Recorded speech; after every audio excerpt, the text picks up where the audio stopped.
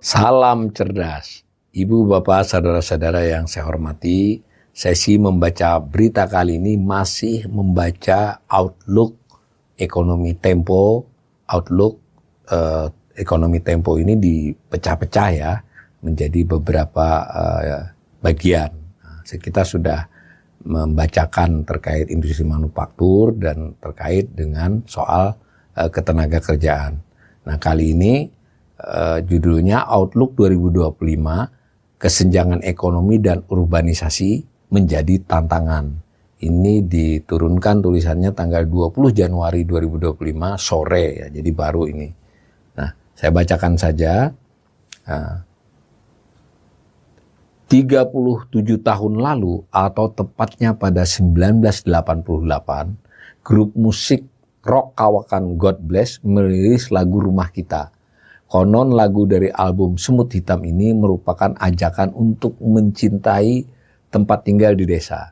Tanpa hiasan, tanpa lukisan, beratap jerami dan beralaskan tanah. Ya, ini saya di zaman saya mahasiswa ya lagu ini, jadi masih terasa. Nah, ini menarik nih, Tempo ini membuat lead dengan cara mengutip lagu ya, padahal outlook ekonomi terkait dengan urbanisasi. Nah, lanjut lagi, God Bless juga mempertanyakan apakah perlu beranjak ke kota atau bermigrasi yang penuh dengan tanya.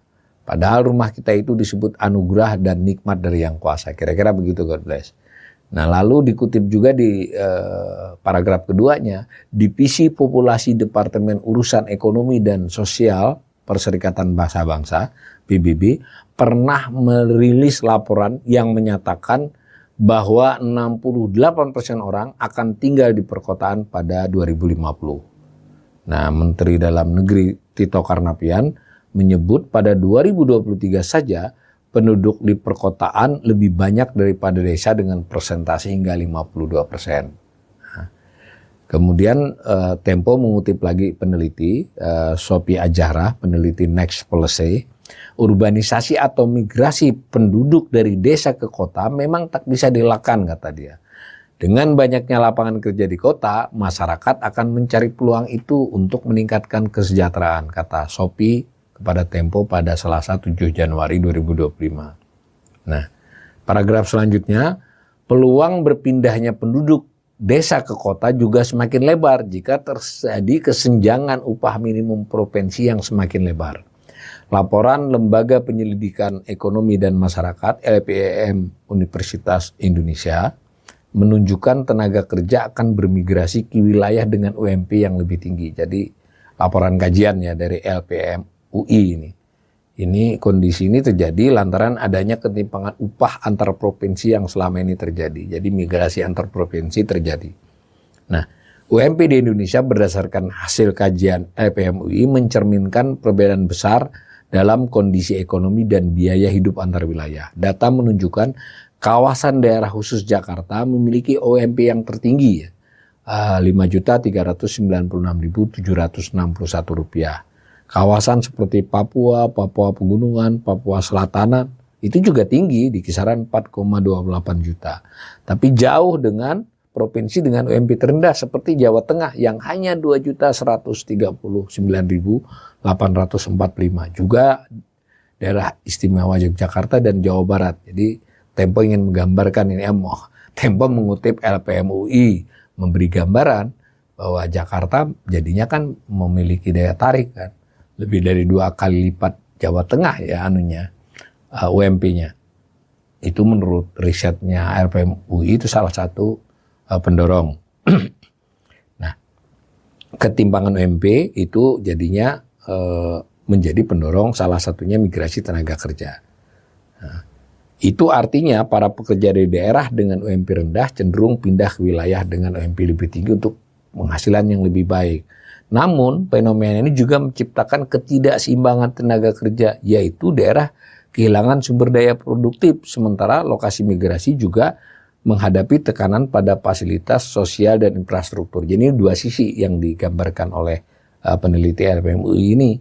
Jadi ya ada ketidakseimbangan. Jadi tenaga dari desa gitu atau wilayah tertentu tadi yang UMP-nya kecil pindah ke Jakarta atau yang lebih besar, UMP-nya lebih tinggi, itu membuat faktor-faktor produktif. Jadi orang tenaga kerja yang pindah dianggap orang yang produktif menempati tempat yang UMP-nya lebih tinggi. Jadi makin memperburuk produktivitas di tempat asalnya. Itu satu sisi. Nah, kemudian sisi lain, perpindahan itu menimbulkan masalah di tempat yang dituju. Kira-kira begitulah, umpamanya Jakarta menjadikan fasilitas sosial dan infrastruktur Jakarta itu menjadi makin banyak tantangannya. Mungkin sederhananya seperti kemacetan, kemudian rumah kumuh dan seterusnya. Dan di masa-masa lalu juga ada soal kriminalitas. Ya sekarang sih kelihatannya laporan itu juga masih ada ya. Nah, Tempo melanjutkan lagi, Kementerian Ketenagakerjaan mencatat jumlah pencari kerja yang terekam di situs Karir Hub tiap tahun juga nyaris mencapai jutaan orang. Jadi ini ada webnya Kementerian Ketenagakerjaan, itu tercatat yang mencari tenaga kerja ratusan ribu, ya hampir sejuta itu tiap tahun. Nah, lalu Tempo juga mengutip hasil Sakernas Agustus 2024, peningkatan sejumlah 4,40 juta orang penduduk umur 15 tahun ke atas yang masuk angkatan kerja. Ini penting ya, bahwa penduduk usia kerja itu yang di atas 15 tahun. Tapi kan yang di atas 15 tahun itu tidak semuanya masuk ke pasar tenaga kerja. Masuk pasar tenaga kerja itu artinya mencari kerja. Baik dapat, kalau dapat disebut bekerja, kalau tidak dapat disebut nganggur. Makanya angkatan kerja namanya. Jadi kalau tingkat pengangguran itu adalah penganggur dikaitkan dengan angkatan kerja, bukan dengan penduduk usia kerja. Nah, ini catatan Tempo ini, angkatan kerja meningkat. Artinya bisa jadi orang berhenti sekolah atau yang selama ini masih muda nganggur di rumah ya disuruh kerja, disuruh cari kerja maksudnya. Belum tentu dapat tapi masuk angkatan kerja. Nah, semacam itu. Jadi salah satu kondisi memang yang dialami Indonesia, laju angkatan kerja belakangan ini meningkat. Nah, itu kan sebagiannya karena terpaksa harus cari. Nah, di sini dikutip oleh Tempo data itu pada periode setahun itu TPAK namanya, tingkat partisipasi angkatan kerja itu meningkat. Nah, di sini diilustrasikan TPAK itu 70,63%. Ini mengutip BPS ini ya. 100 orang penduduk usia kerja yang terdiri dari atas 15 tahun, itu 71 orang masuk angkatan kerja. Informasikan lebih jauh lagi, ini teknis-teknis, ada soal EPR dan seterusnya. Intinya, Tempo ingin memberi gambaran bahwa memang orang cari kerja itu banyak sekarang di kondisi terkininya. Nah, ada subjudul mengapa urbanisasi perlu dikendalikan. Ini diberi judul, subjudul begitu oleh Tempo. Dia kutip pertama ekonom core lagi ya, Mbak Elisa Mardian menyebut urbanisasi ini perlu dikelola dengan baik, kata si ekonom core ini. Alasannya, tanpa manajemen, urbanisasi ini justru akan memperlebar kesenjangan ekonomi antara desa dengan kota. Jadi pindahnya orang desa ke kota itu makin memperlebar kesenjangan.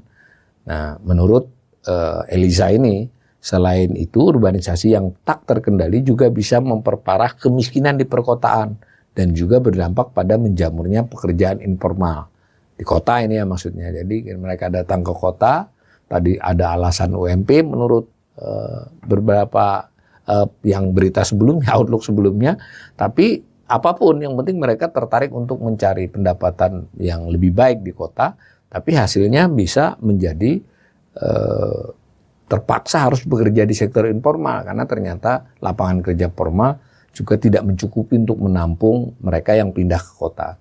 Nah, ini Tempo menulis kembali tentang hasil survei angkatan kerja, jumlah yang bekerja dan seterusnya ya. Lalu juga diinformasikan soal formal dan informal sama dengan outlook sebelumnya. Ini lalu mengutip lagi Elisa, menurut dia dampak urbanisasi ini juga akan mengurangi jumlah tenaga kerja di sektor pertanian dan industri lokal. Sekali lagi sudut pandang ini dipakai ya oleh peneliti. Jadi orang pindah ke kota dan sebagian yang pindah itu mereka yang mungkin punya keterampilan, produktif, Nah, desa yang ditinggalkan itu kan menjadi kekurangan tenaga kerja produktif, kurang lebih begitu. Juga sektor pertaniannya, mungkin saya tambahkan aja meskipun ini tidak ditulis oleh Tempo, kira-kira yang dimaksud ini adalah misalnya juga petaninya jadi tinggal petani-petani tua karena yang udah pergi ke kota gitu. Jadi pertanian kita penuh dengan petani yang sudah berusia tua. Nah, ditambahkan lagi oleh Elisa, ini berkelindan dengan kebutuhan pangan di perkotaan karena meningkatnya jumlah penduduk dari desa. Jadi kebutuhan pangan di kota itu naik gitu. Lalu sementara tadi produktivitas pertanian justru menurun karena tadi kan tersisa orang-orang yang mungkin kalah produktif dengan yang pergi, karena yang produktif cenderung mau pergi ke kota. Ini secara statistik ya, kita nggak bicara perorangan. Nah, ini begitulah Elisa langsung mengaitkannya dengan swasembada pangan jadi makin sulit dengan kondisi demikian. Nah, selanjutnya Tempo mengutip saya ya, Ekonom Bright Institute, itu sejauh ini menurut saya belum berhasil menampung perpindahan penduduk secara memadai. Jadi kota belum bisa menampung sebenarnya. Nah, alih-alih memperbaiki kondisi hidup, urbanisasi justru sekadar memindahkan penduduk miskin di desa ke kota. Ya memang berhasil menurunkan kemiskinan di desa karena sebagiannya pindah ke kota kata saya. Tapi ini saya perlu klarifikasi sedikit. Ya tidak semua yang urbanisasi itu gagal ya. Jadi banyak juga yang berhasil. Tetapi secara statistik yang tidak berhasil itu cukup besar. Jadi hanya menambah kemiskinan di kota, mengurangi di desa, kurang lebih begitu pendapat saya. Nah, terus pendapat saya dikutip lebih lanjut, urbanisasi juga tidak banyak menuai nilai positif karena pekerja yang pindah ke kota karena hasilnya tidak cukup besar, tidak mengirimkan hasil yang memadai ke desa. Jadi sebenarnya urbanisasi itu bisa ya urbanisasi yang berlangsung dengan baik gitu. Jumlah yang pindah itu sedemikian rupa yang kemudian meningkatkan produktivitas di kota, lalu penduduk yang pindah tersebut memperoleh pendapatan yang jauh lebih baik, bisa mengirimkan hasilnya ke desa, kurang lebih begitu. Bisa saja ini diperluas dengan pengertian tenaga kerja migran ya, pekerja migran kan anggap aja itu juga tentu lebih jauh dari sekedar urbanisasi, tapi secara perspektif itu bisa dilihat begitu. Nah, menurut teori pun, ini saya sebetulnya memberikan jawaban panjang, tapi yang dikutip tidak sepanjang yang saya sampaikan ke jurnalis Tempo. Sebetulnya secara teori urbanisasi itu adalah keniscayaan, saya jelaskan begitu. Ya setiap perekonomian yang kemudian mengalami transformasi, industrialisasi, tumbuh, itu pasti kotanya berkembang. Jadi penduduknya lebih banyak pelan-pelan pindah ke kota. Atau desa berubah jadi kota akibat pengembangan kota ya, pengembangan pemukiman dan pengembangan industrinya itu alamiah. Tetapi tetap ada perbedaan urbanisasi yang kemudian menumbuh kembangkan perekonomian secara keseluruhan karena menjadi optimal bagaimana orang berada di satu tempat dan berproduksi, itu menurut saya tidak berlangsung secara baik di Indonesia. Tapi kalau boleh nyebut, di Korea Selatan berjalan dengan baik. Lebih dahulu lagi Jepang, Jerman, bahkan Amerika mungkin pipi-pipi lah. Amerika ini agak lebih sedikit kompleks ya. Tapi berbagai negara yang kemudian menjadi maju itu ya memang ditandai oleh urbanisasi. Nah kita tidak terjadi demikian menurut saya. Nah lalu Tempo mengutip lagi Lembaga Penelitian dan Advokasi De Prakarsa. Nah yang mengatakan perlu mengembangkan aneka komoditas di desa untuk menekan urbanisasi. Ini benar ya. Jadi faktor urbanisasi yang tadi kita bahas atau banyak ditulis oleh Tempo kan faktor daya tarik kota.